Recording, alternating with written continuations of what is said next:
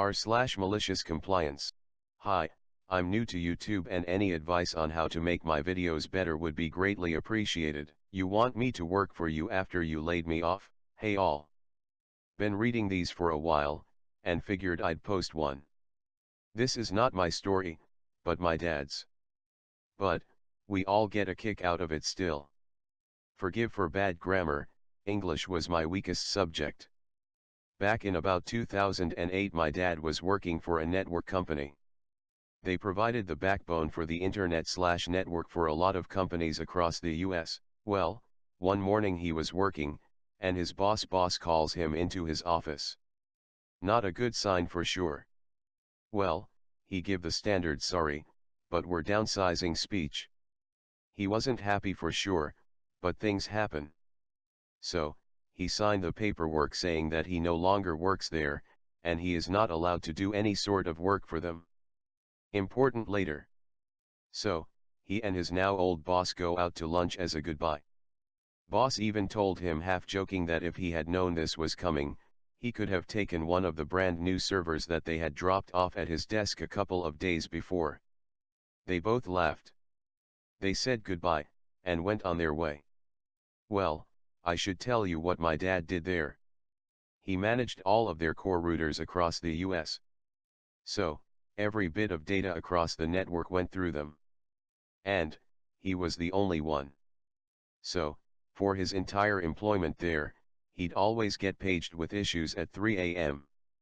So, he gets home, and starts to relax.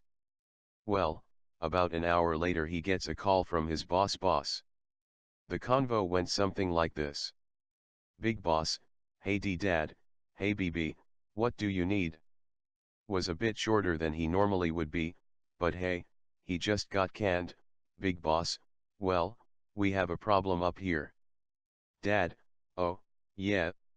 What is it?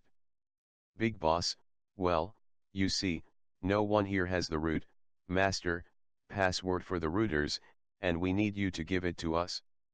Dad, oh yeah?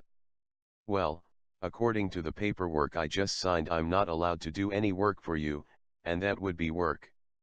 So, tell you what, hire me as a one-time consultant for $410,000, and be more than happy to give it to you. Big boss, yeah, let me get back to you on that. Never heard from them again. For them to get the password, they would have to send out a tech to each router to hook up to it, and reset the password. Can't do it remotely. He got a new job at MCI soon after for about 5 years until he retired for good. He still laughs at them today. Edit 1, thanks for all the comments everyone.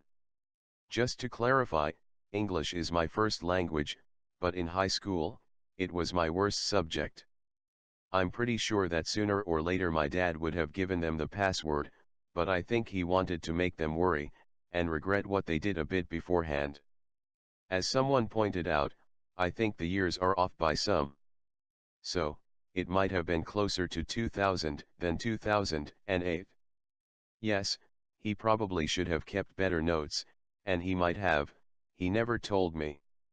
But, knowing these guys, they deleted his PC/network drive 2 seconds after he walked out the door. Want me to answer every call?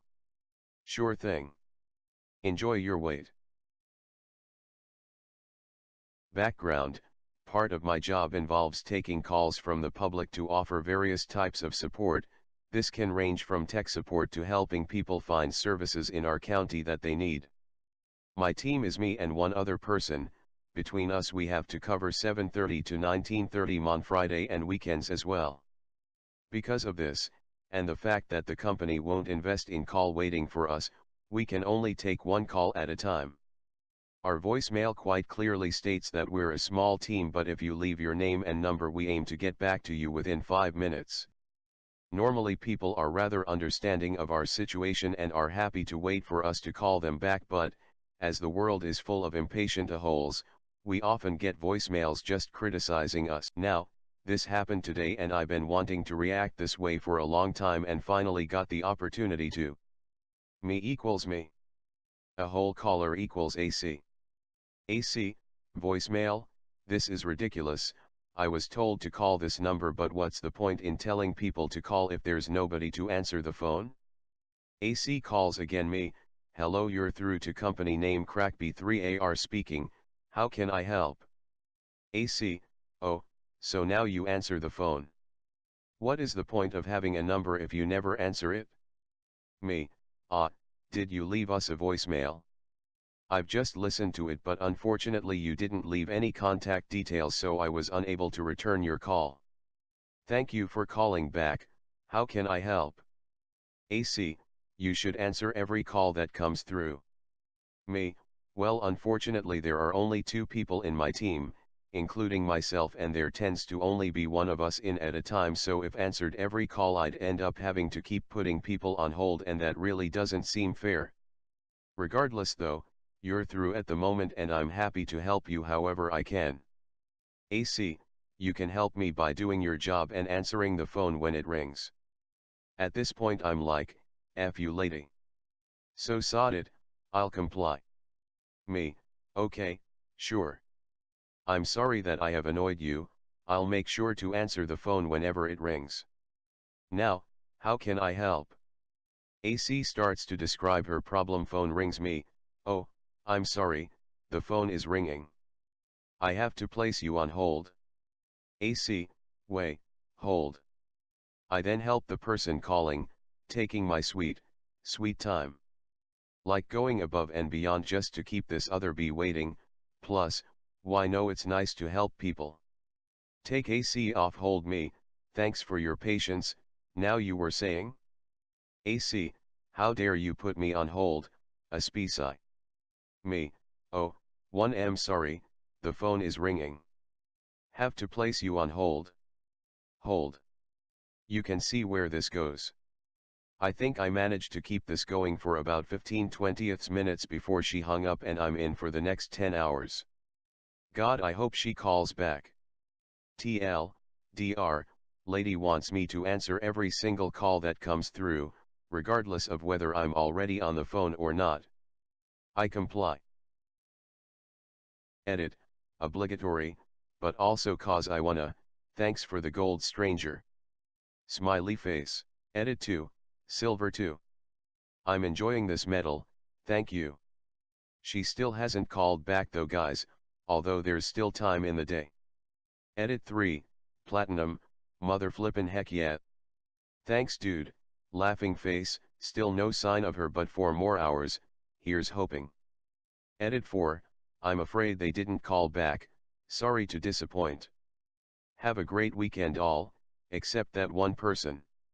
I hope you have the best weekend. Love.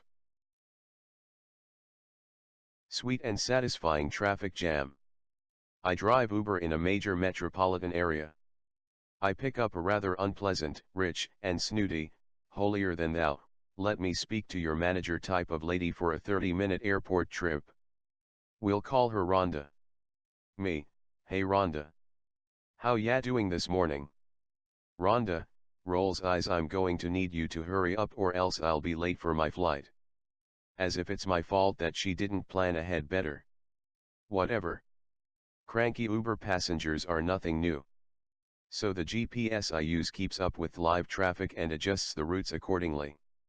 So usually you take a road to get to the airport. However, it appeared there was an astronomical traffic jam of epic proportions, and taking BB Road was actually much faster at that moment. There's millions of dollars invested in this GPS technology, it knows what it's doing. I start to take BB Road.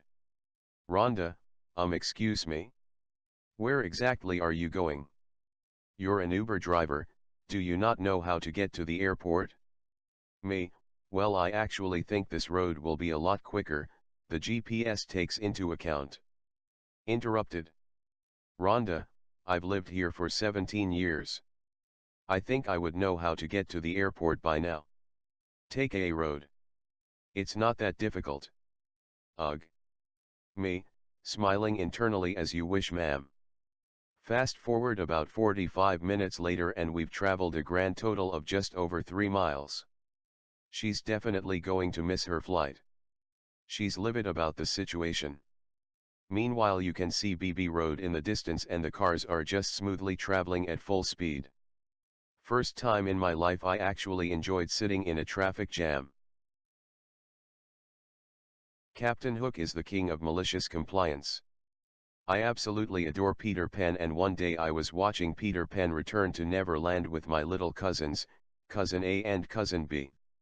We get to the scene where Hook has Peter and the Lost Boys tied up, and one of my cousins said to me, "Cousin A, but Captain Hook said he wouldn't hurt Peter." Cousin B, he only said he wouldn't hurt a hair on his head, he never said what hair. Now that got me thinking.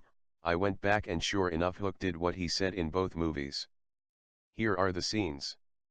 Peter Pan, Captain Hook, about to lower a bomb into Peter Pan's hideout, and now, Smee, to take care of Master Peter Pan.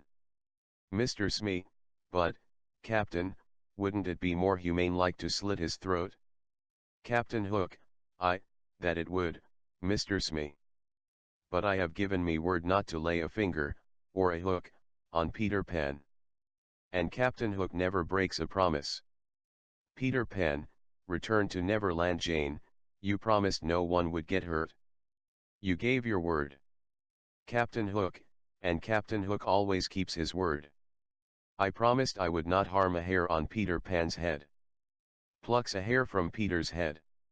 Captain Hook, and this is the one I won't harm. Here, you keep it. Gives it to Jane. Captain Hook, the rest of him is mine. This leads me to the conclusion that Captain Hook is the king of malicious compliance.